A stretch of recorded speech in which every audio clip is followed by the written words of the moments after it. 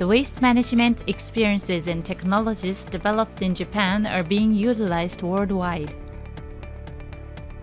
This educational material introduces projects incorporating fixed-time, fixed-place waste collection systems in Sudan, inter-municipal waste management in Palestine, introduction and maintenance of sanitary landfill site in El Salvador,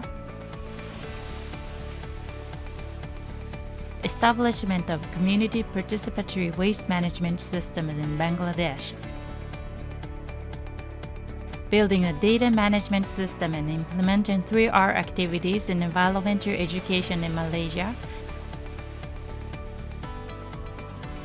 and promotion of 3R activities with the involvement of many stakeholders in Vietnam.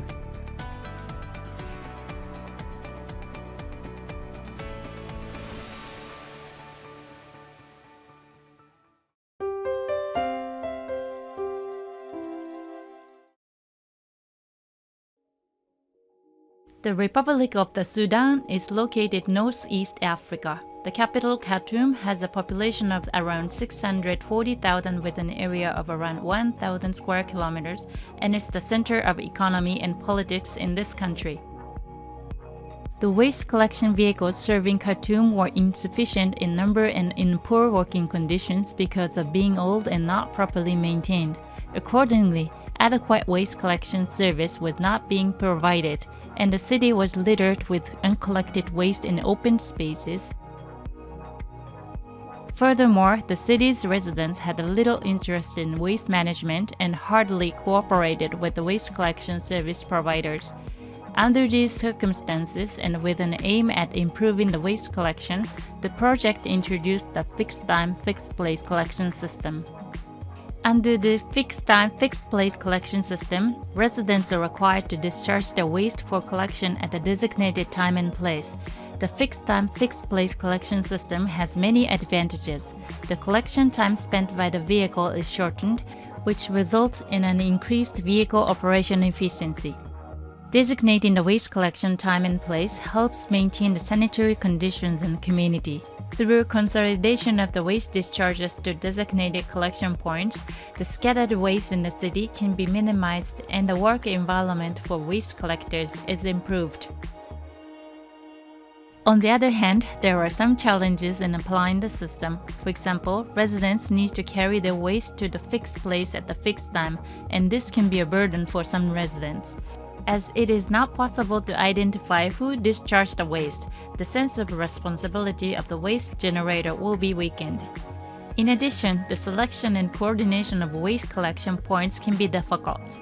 In Khartoum, in order to provide stable waste collection service with a limited number of waste collection vehicles, the government decided to introduce fixed-time, fixed-place collection system. It is important for the government to understand both the advantages and challenges of the system and to gain the cooperation of the residents in implementing it. In order to examine the feasibility of a fixed-time, fixed-place collection system in Khartoum, a pilot project was launched in a specific region of the state. The pilot project aims to collect and examine the data in the pilot project area to decide the suitability of introducing a collection system there. Before implementing the pilot project, it is necessary to examine the status of collection services and the level of satisfaction of the residents in the pilot project area. The same surveys are also conducted after implementation. The collected data before and after the pilot project are compared, and if the results are positive, for example, the level of satisfaction has increased and the rate of fee collections has risen, this indicates a high possibility that the fixed-time, fixed-place collection system can be successfully introduced. On the other hand, if the results are negative, other possible collection methods need to be considered. In other words, the data obtained in the pilot project can be used to consider the future plan for waste management. The data is also useful in identifying the necessary improvements that need to be made before the full-scale introduction of the new collection system. One activity emphasized in the pilot project was the residents' awareness campaigns to strengthen better understanding of the project. The residents were supposed to discharge their waste within a fixed time at a fixed place. Therefore, it was necessary for them to understand the waste discharge rules as well as the advantages of this collection system and to discharge their waste in accordance with these rules. The representatives of other communities visited the areas where the pilot project were being implemented. The purposes of these visits were for the representatives to learn how to decide the locations of waste collection points, the waste discharge method, the means to disseminate the relevant information to residents, and how to deal with residents. In addition, the representatives were able to observe firsthand and understand the benefits of fixed-time, fixed-place collection. These representatives then shared what they learned with the residents of their own communities through community meetings. What kind of effects would the fixed-time, fixed-place collection have on the community if it was introduced there? What needed to be done to maximize the effects of this collection system in their communities? These detailed discussions were reflected in the waste discharge rules proposed for their communities. The visits by representatives of other communities made it possible for them to implement effective residents' awareness-raising campaigns within their own communities on appropriate waste discharge methods. As a result of the pilot project implemented in cooperation with the residents, the time required for waste collection of all generated household waste was shortened to about 75 minutes compared to the approximately 100 minutes it used to take before the pilot project. Also, the rate of fee collection for waste collection service improved to 40% from 10%, and the level of resident satisfaction for the collection service increased to 80% from 50%.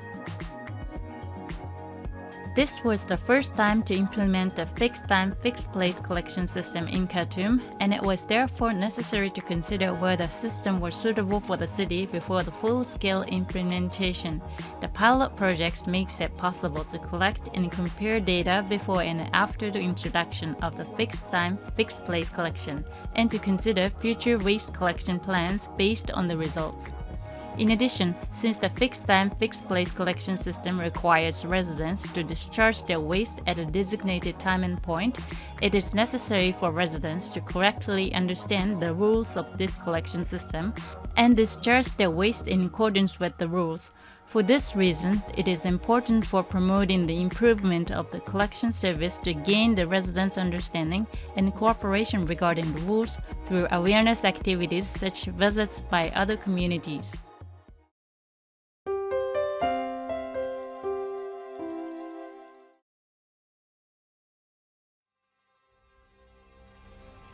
Palestinian Interim Self-Government Authority is based in the Middle East.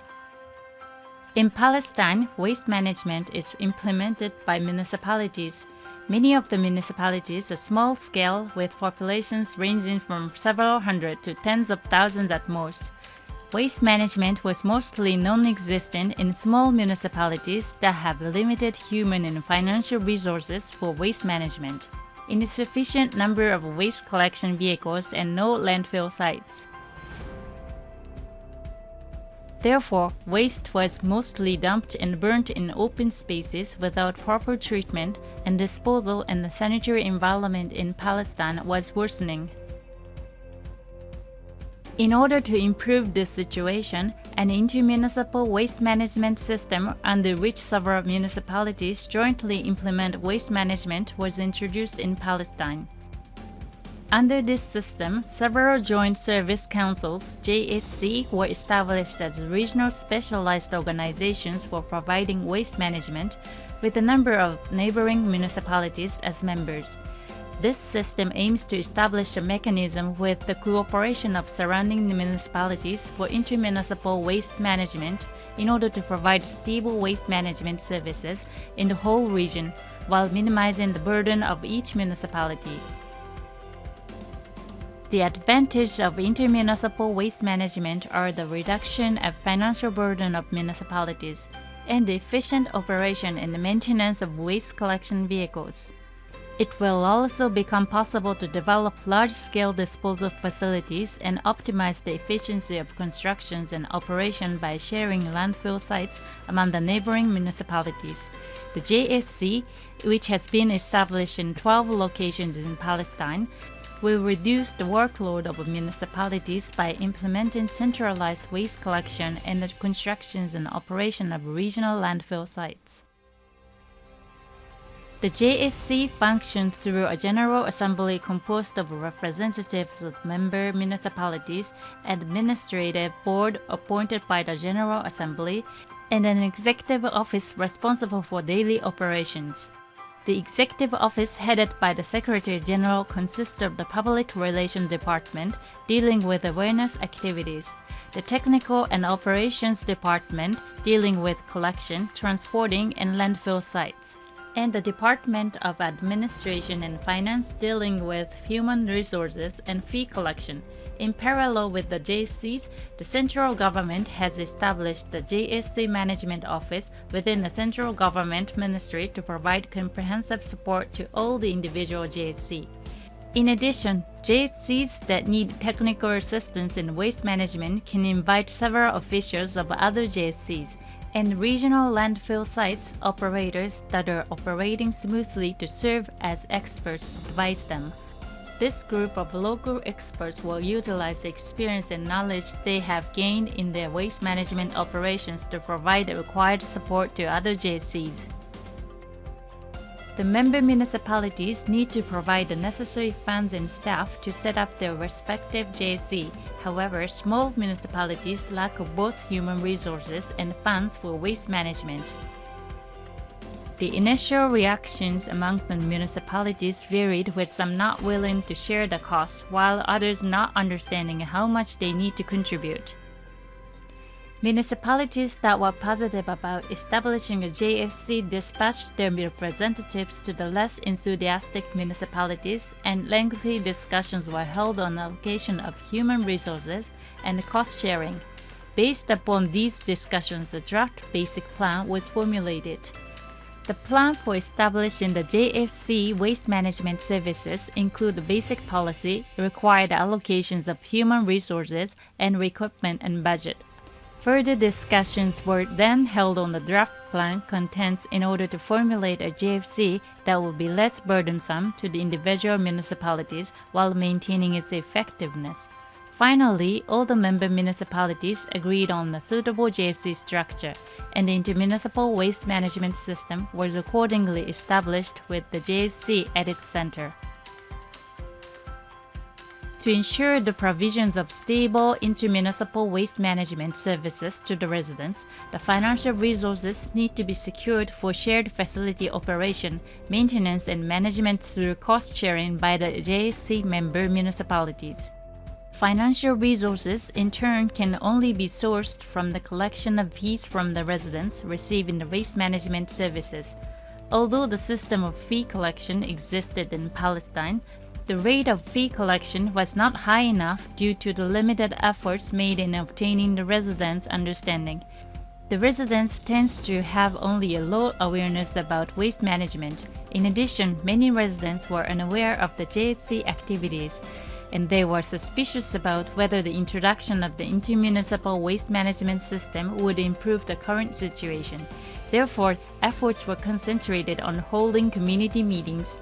The purpose of these meetings was not only to explain the importance of fee collection, but also to help residents understand how the activities of JFC improved waste management. However, because the level of understanding of waste management and JFC varies among residents and areas, it could be difficult to gain the understanding of residents in some areas by holding similar community meetings there. 3 stages of community meetings were held, considering the level of understanding of the participating residents. For residents with poor knowledge of waste management and JSC, Stage 1 meetings describe in broad terms on the outline of JSC. Stage 2 meetings, in addition to the information provided in Stage 1, explain more specifically about the services provided by JSC and the costs incurred. Stage 3 meetings build on the knowledge and information gained by the residents from Stage 1 and 2 meetings and aim to obtain the residents' agreement on the service plan developed by JSC for their community. By holding the community meetings in such a step-by-step manner, according to the level of understanding of the residents, It was possible to deepen their understanding of the JFC activities and promote their cooperation in collecting the service fees. As the community meetings continue to be held over a long period of time, in one community there were increases in the rate of recognition of JSC from 70% to 90%, the rate of satisfaction for collection services from 58% to 70%, and the rate of fee collection from 66% to 81%. Since small municipalities have less human equipment and financial resources, it is difficult for each municipality alone to strengthen its waste management system. The inter-municipal waste management system makes it possible to reduce the burden on these municipalities by having the specialized organizations centralize waste management. The inter-municipal waste management system can develop the mechanism to provide stable waste management service in the regions while reducing the burden of municipalities as much as possible. Through public awareness activities focused on community meetings, as well as the activities of JCs, the actual improvement of waste services under the inter-municipal waste management system gained wide recognition. As the result, the level of satisfaction among residents and the rate of fee collections has improved.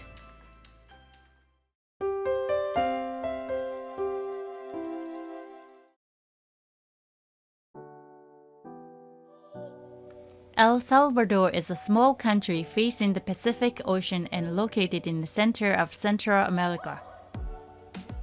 In El Salvador, open dump sites have been used to dump waste without proper treatment, leading to pollution of groundwater and soil and adversely affecting people's health and the ecosystem. In order to improve this situation, the environmental law was enacted in 1998. It became mandatory for all the municipalities to close the open dump site by September 2007 and introduced sanitary landfill sites. Therefore, the planned and phased development of sanitary landfill sites was an urgent task in El Salvador.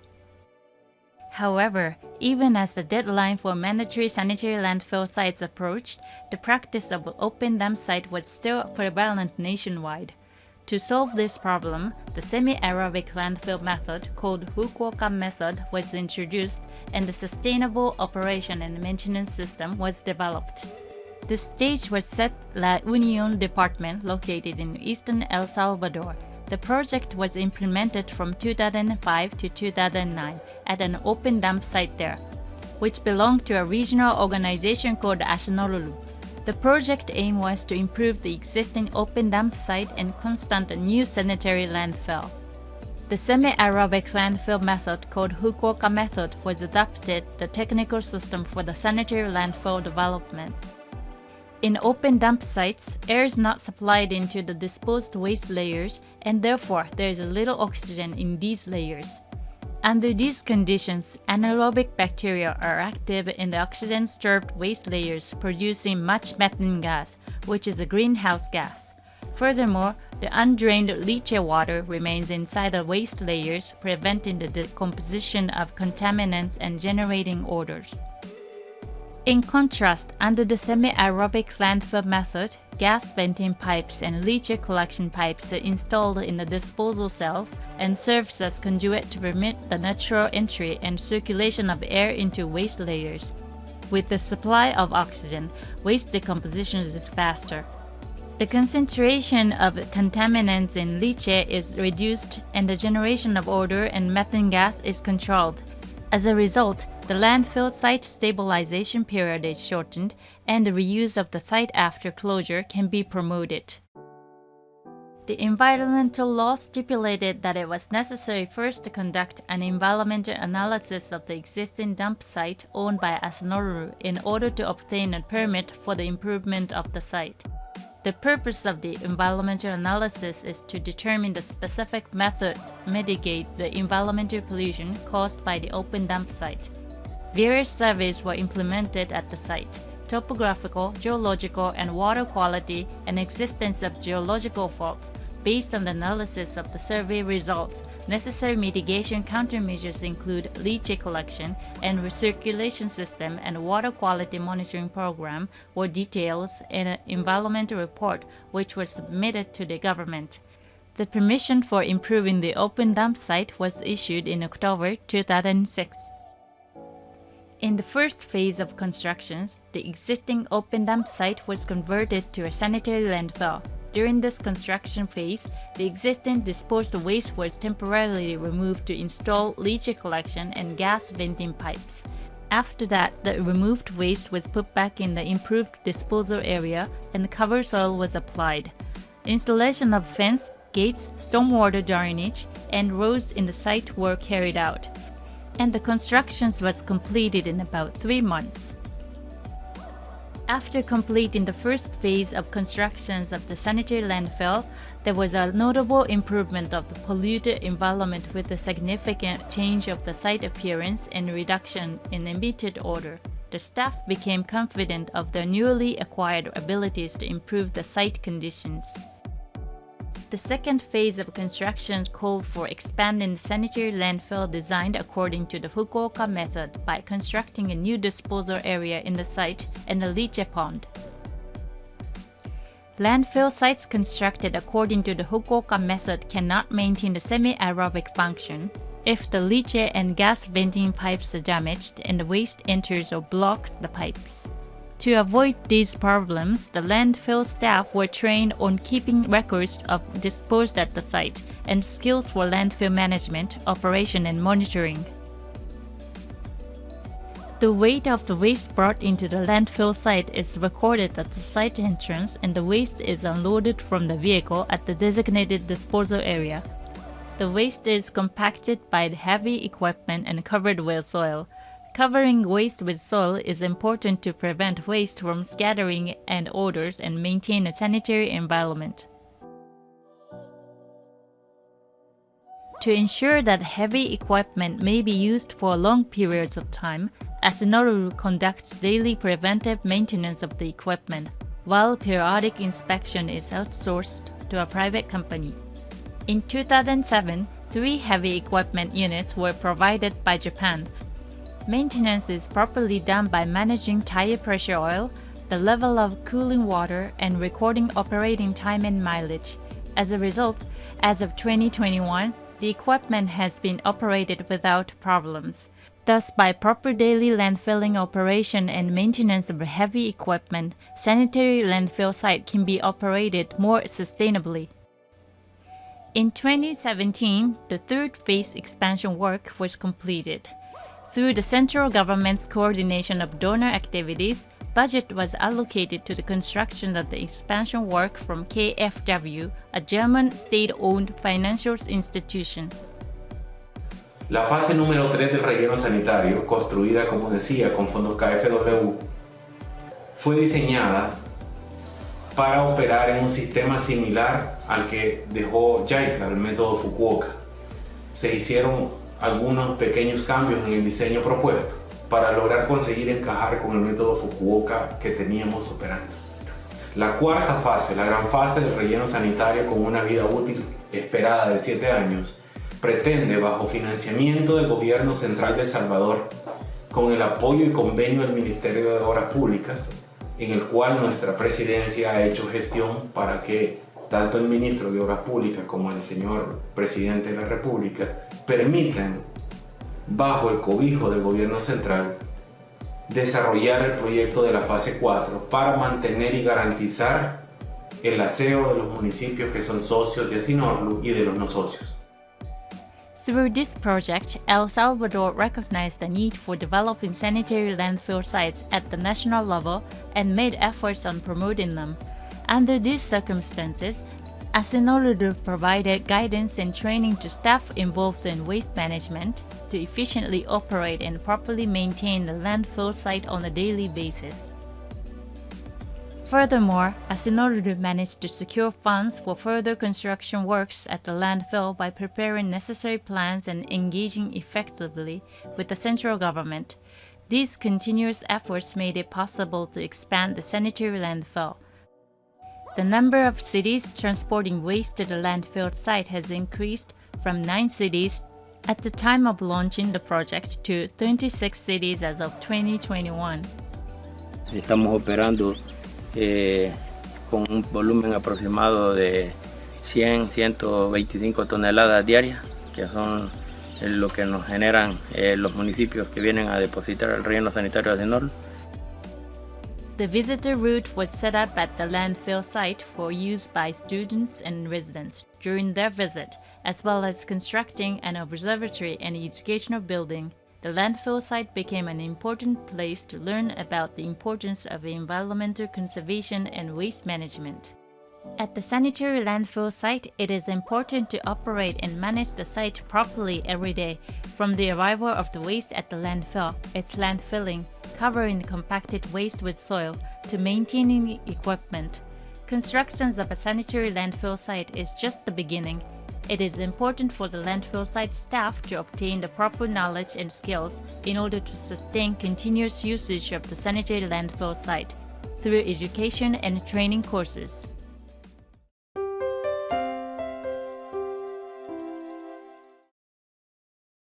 Bangladesh is located in South Asia. The capital Dhaka has a population more than 20 million and is facing serious problems of waste, air pollution, and water contamination caused by rapid urbanization.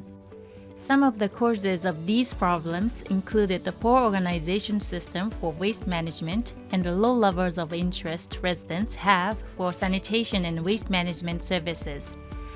This educational material presents a case study of community participatory waste management system at the ward level, which are smallest administrative units in the city government.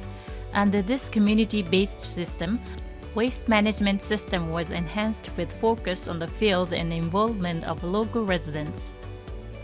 As of 2022, Dhaka consists of around 130 wards. The ward is the smallest administrative unit, and the population per ward ranges from tens of thousands for the less populated wards to hundreds of thousands for the populous wards. The Waste Management Department of Dhaka assigns cleaners and their supervisors in each ward. It is difficult in a big city like Dhaka to have a centralized management of waste discharge and collection system.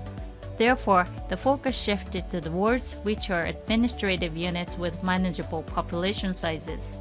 With waste service being managed at the ward level, the target area can be reduced. The situation inside a ward can then be easily monitored. Network building between government, residents, and private companies can be smoother, and the waste management services can cover the whole ward area. This approach is called the ward-based approach, known as WBA. This specific activities of WBA consist of 4 components. WBA1 activity is constructions of ward office and strengthening of site management with the aim to provide a base and create a foundation for waste management in each ward. WBA2 activity is improvement of work environment for the cleaners with the aim to ensure work safety for cleaners and to increase work efficiency. WBA3 covers activities of public awareness, aiming to promote the active participation of residents in waste management through implementing awareness activities and cleaning campaigns in their community. WBA4 activity is improvement of waste collection and transportation, aiming to increase collection efficiency through the introduction of compactor-type vehicles and fixed-time, fixed-place collection system. There are specific targets for each WBA activity. WBA1 targets the administrative system in charge of waste management for the whole ward. WBA2 targets the cleaners supporting the waste collection services. WBA3 targets the residents who are the waste dischargers, and WBA4 targets the waste collection system itself. In this way, the WBA covers a wide range of stakeholders and systems related to waste management, and by implementing the 4 WBA activities in parallel, it will be possible to establish the waste management system for the entire ward. The residents' understanding and cooperation on waste management are essential for establishing the waste management system by WBA. In Dhaka, while there are some cases where private companies directly collect household waste from residents, it is basically the responsibility of residents to bring their waste to the collection points.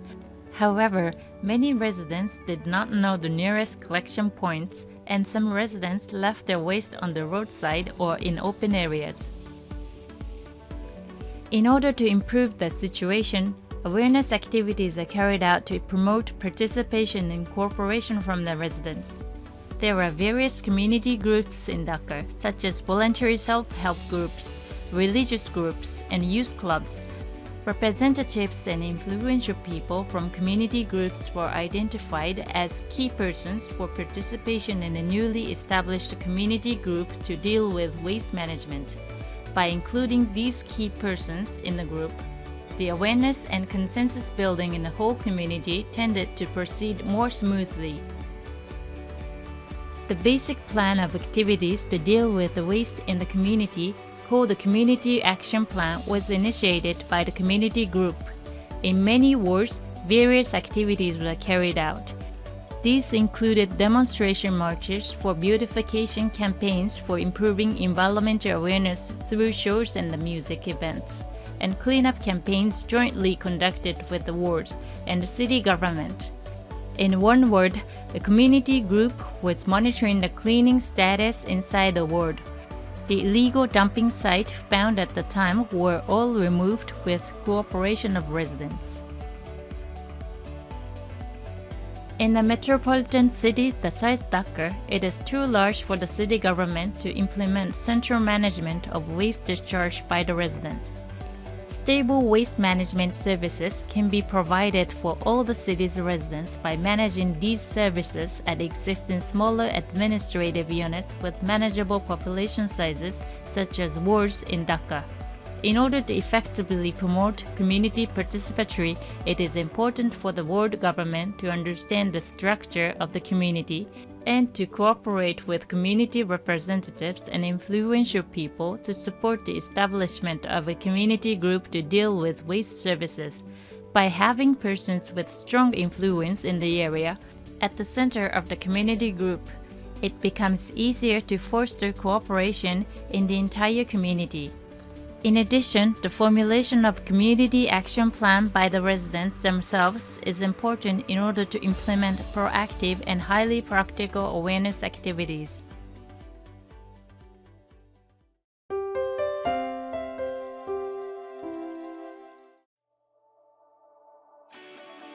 Malaysia is a country in Southeast Asia consisting of West Malaysia on the Malay Peninsula and East Malaysia on Borneo Island.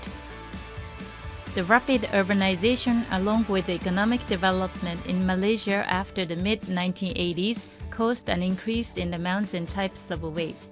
The government encouraged recycling, however the recycling rate was just around 5%. An increase of disposal costs and securing landfill sites became problems. This educational material presents a case study aiming at waste minimization through grasping the status of recycling by establishing nationwide recycling information management system and implementing school activities covering 3 R's to reduce, reuse, and recycle waste. The nationwide recycling information management system consists of collected data on recyclable materials and a database of main information provided by the municipalities in digital format. The database covered general information of municipalities, locations of collection centers and containers, types of recyclable materials, and a list of relevant organizations provided by the municipalities. The database was compiled in the Nationwide Recycling Report. This report was available to the public online, and the information on recycling was easily accessible by the residents and persons concerned. In order to maintain this system, it was essential to train and secure human resources who can manage the database.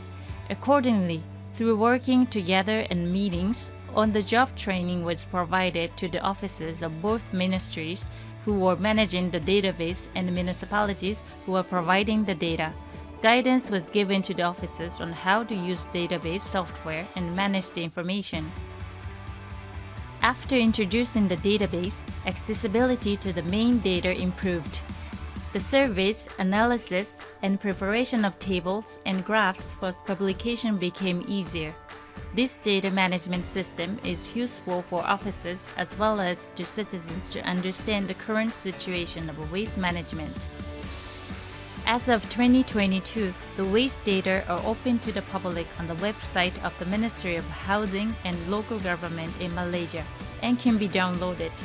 The data have been accumulated since 2012. The basic data for waste management, such as the amount of waste generation, recycling rate, number of equipment, number of illegal dumping sites, and number of complaints are available to the public. By continuing to accumulate data in the future, it is expected that the nationwide waste management capabilities will improve, such as setting more realistic waste management targets and developing more efficient equipment and facilities. The establishment of the data management system leads to compilation of correct information on the national level for waste management and is an important element for formulating future planning. However, if both the data submitting side and the data managing side do not have the correct knowledge, the value of the data will decrease. Therefore, it is important to secure and train the technical staff to maintain and manage the system as well as to provide guidance to the private companies and the municipalities providing the data. Environmental education at schools is also important to change the perception of the future generation on the environment. In Malaysia, guidelines for promoting 3R activities at schools were formulated in collaboration with the ministries in charge of the waste management, the Ministry of Education, municipalities, and school teachers. Based on the guidelines, 3R programs for elementary and junior high schools were implemented. The guidelines that are at the core of the 3R programs aim to promote the participatory approach and secure the sustainability of 3R programs in schools. In addition, the concept of the Plan, Do, Check, Act cycle, called the PDCA cycle, was adopted to ensure students' participation and sustainability of the 3R program. For example, specific instructions were given in the Check section of PDCA, such as weighing the amounts of daily discharge of paper, PET bottles, cans, and other wastes, and quantifying and evaluating the amounts of waste reduction. 9 schools in Miri City decided to participate in the program after questionnaire survey and explanation sessions at schools were implemented. In Johor State, 6 schools recommended by the government participated in the project. Before launching the project, explanation sessions were held for school teachers to understand the purpose and the implementation method of the program. The schools from Johor State were classified into 3 levels according to the status of 3R activities already being carried out in each school, and suitable programs for each level were implemented. For Level 1 schools, which were implementing 3R program for the first time, the 3R program was implemented in the classrooms and staff rooms. In schools with basic 3R experience, Level 2, the 3R program focused on the dining halls, and for Level 3 schools, which were active in 3R programs already, the 3R program was implemented at the students' homes. Under this program, one of the participating schools succeeded to reduce the use of plastic bags by 90% and the use of paper by 70%. In addition, it was possible to improve not only the 3R awareness of the students, but also the 3R awareness of the teachers and students' families. Waste reduction was achieved not only at schools, but also in the whole community. As a result of environmental education in schools, improvement of awareness for recycling contributed to the spread of recycling activities through the Buyback Center, a facility that buys recyclable materials. Regarding the introduction of 3R activities and environmental education in schools, the key point is that the schools were divided into levels based on their 3R activities, experiences, and 3R programs of this case study were carried out according to the level and the situation of each school. In order to promote environmental education in schools, cooperation with the Ministry Education is essential in addition to working together with the ministries responsible for waste management. The participation of the Ministry Education and school teachers from the initial stage of developing guidelines makes it more possible to design the guidelines for educational setting, and the result provides better environmental education at schools.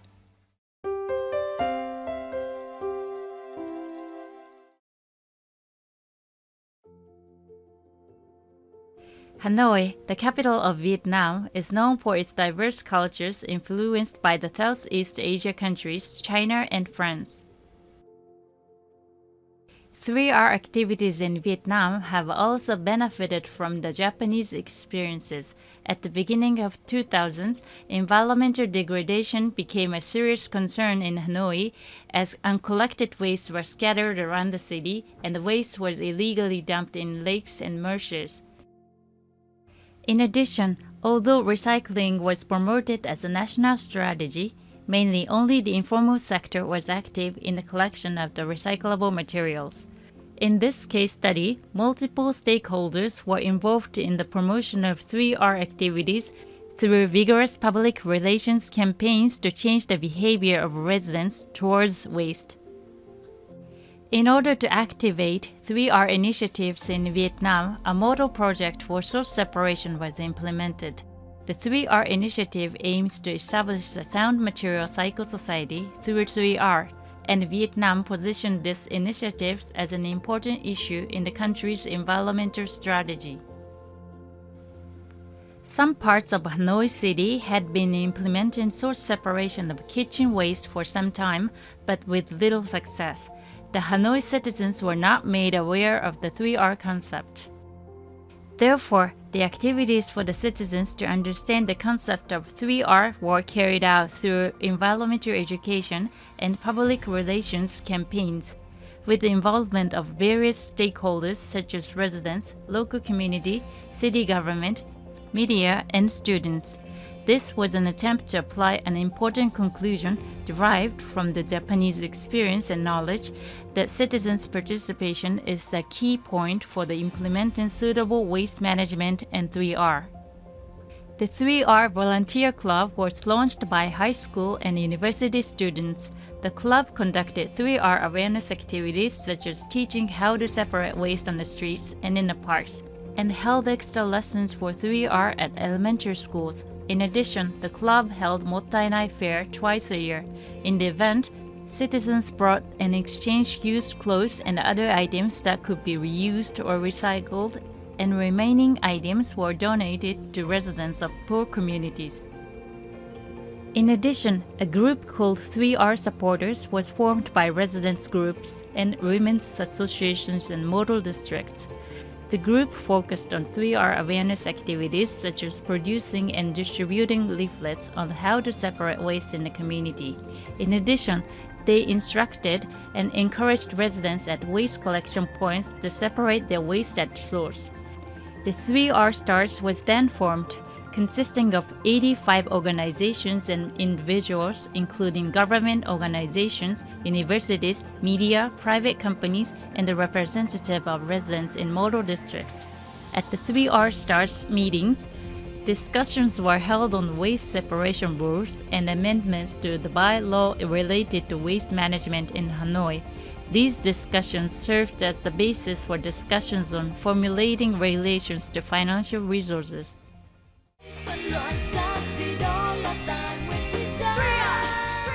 TV commercials on 3R were made and aired. Expensive media coverage of 3R events and model projects attracted public attention, and 3R activities became more widely recognized by the public. This movement also prompted the mayor of Hanoi to set 10 specific 3R action goals for citizens to achieve, such as the use of reusable bags called eco bags, and cooperation in source separation in the 3R STARS Declaration. With the spread of 3R activities, citizens' awareness of the 3R gradually improved. Due to the cooperation of residents, the separate collection of kitchen waste, glass, metals, and other recyclable materials was promoted. In the districts where the model project was implemented, the amount of waste was reduced by 30 to 40% over the 3-year period of the model project. In order to encourage residents to participate in 3R activities, a multifaceted approach involving various stakeholders such as universities, media, and private companies is effective. This will draw attention to 3R activities and contribute to increasing motivation and changing behavior of residents, and eventually induce change in the society as a whole. The main actors in waste management are not only the government organizations, but both the residents and the government. In 2009, the project was completed. After that, residents made efforts to reduce waste, but they were not very successful. It is very encouraging that the 3R awareness campaigns by Hanoi Urban Environmental Company are still being implemented as of 2022.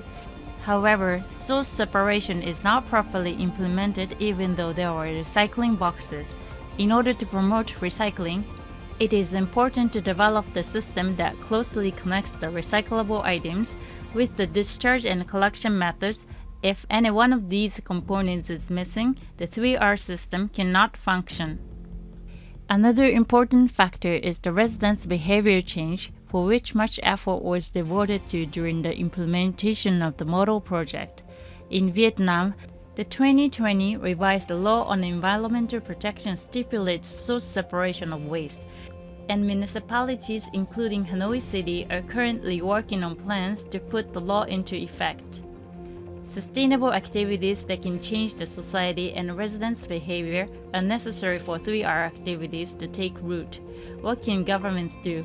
They are required to make considerable efforts to change the behavior of citizens in a variety of creative ways. This educational material presented case studies for incorporating fixed-time, fixed-place collection system in Sudan, introducing inter-municipal waste management in Palestine, introduction and maintenance of sanitary landfill site in El Salvador, establishing community participatory waste management system in Bangladesh, building the data management system and implementing 3R activities in environmental education in Malaysia, and promoting 3R activities with the involvement of many stakeholders in Vietnam. Experiences and technologies of Japan have been applied all over the world. Regarding waste management, in some cases, Japanese experiences and technologies have been successfully adapted to the local conditions, while in others, further improvements are required. In order to introduce new waste management systems and technologies, it is not enough to only refer to Japanese technologies, but it is also necessary to consider the systems and technologies that are suitable for the culture, environment, laws, and social conditions of each country. We need to face the problems of waste and work together around the world to leave a beautiful environment for our future generations.